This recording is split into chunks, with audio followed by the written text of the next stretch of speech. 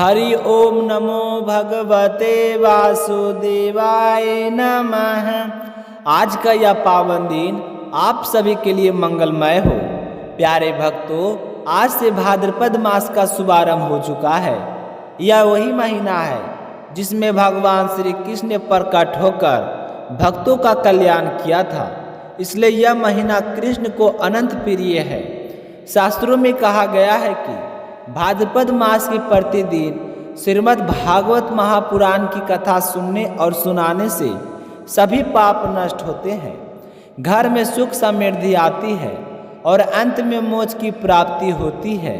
इसी भाव से आज से प्रतिदिन मेरे चैनल पर आपको श्रीमद् भागवत महापुराण की अमृतमयी कथाएं सुनने को मिलेगी।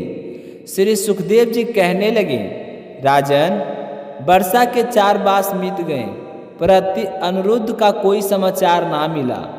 जदुवंशी विशेषकर उनके घर के लोग शोक में डूबे थे। तभी नारद जी पधारे और समाचार सुनाए।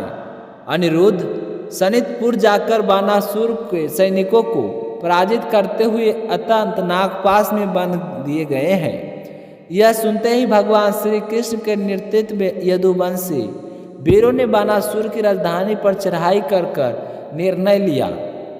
श्री कृष्ण, बलराम, प्रबुदुमन, सत्यायकी, गंध, साब, सारन, नंद, उपनंद और भद्र सहित अनेकों वीर ने 12 अक्षौहिणी सेना लेकर नगर के चारों ओर घेर लिया। बानासुर ने यह देखा तो क्रोधित होकर 12 अक्षौहिणी सेना के चतुरंगी सेना के साथ युद्ध भूमि में उतरा।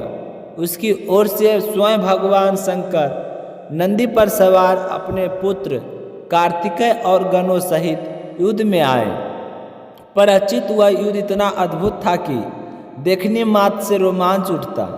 श्री कृष्ण का युद्ध भगवान शंकर के साथ, प्रद्युम्न का युद्ध स्वामी कार्तिकेय के साथ, बलराम का युद्ध कुंभकर्ण का और कुंभकर्ण के साथ, सांब का युद्ध बानासुर के पुत्र के साथ, सत्यायकी का युद्ध स्वयं बानासुर से, देवता, ऋषि, गंधर्व, अप्सराएं, यह सभी आकाश से युद्ध देखने आए।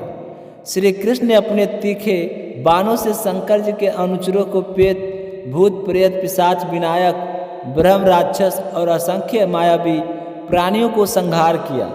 महादेव जी ने भी विधिविध दिव्याएं चलाए, किंतु श्री कृष्ण ने प्रत्येक का प्रतिकार उचित अस्त्र से किया।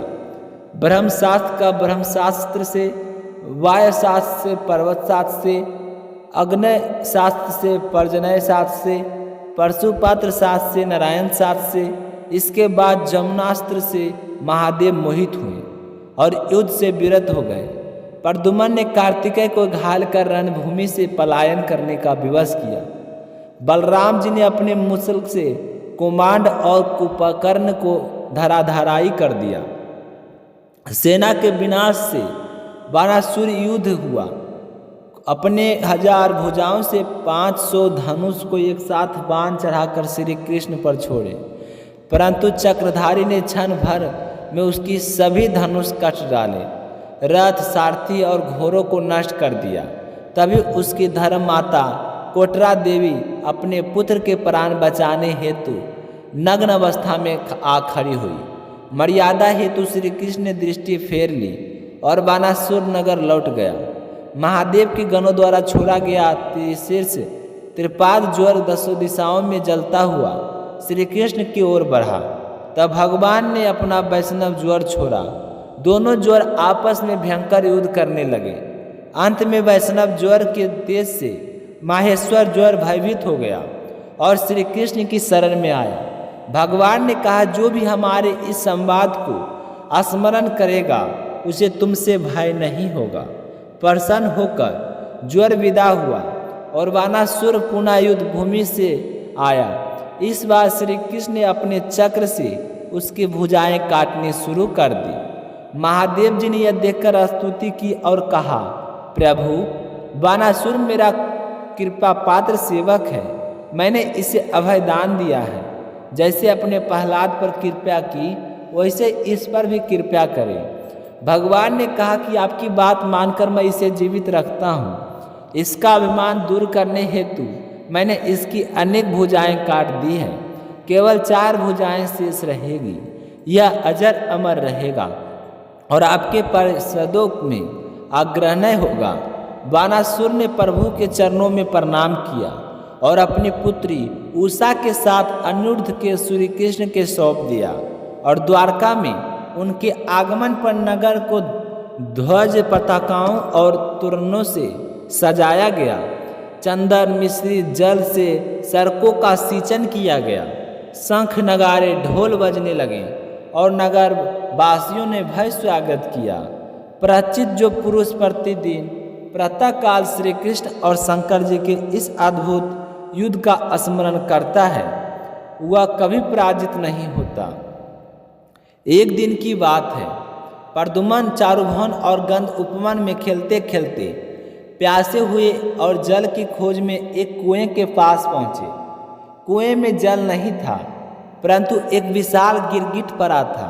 वे उसे निकालने का प्रयास करने लगे, पर असफल रहे। जब यह समाचार श्री कृष्ण को मिला तो वे स्वयं आए और बाएं हाथ से सहजता से गिरगिट को बाहर निकाल लिया, परंतु ही वह गिरगिट रूप छोड़कर स्वर्ग बनी दिव्य के आभूषणों से अलंकृत देवता के रूप में प्रकट हुआ। भगवान ने स्नेह से पूछा, महाभाग, तुम्हारा यह रूप अद्भुत है। तुम अवश्य कोई श्रेष्ठ देवता हो। किन कर्मों के कारण तुम्हें यह योनि प्राप्त हुई है? यदि उचित समझो तो अपना परिचय दो।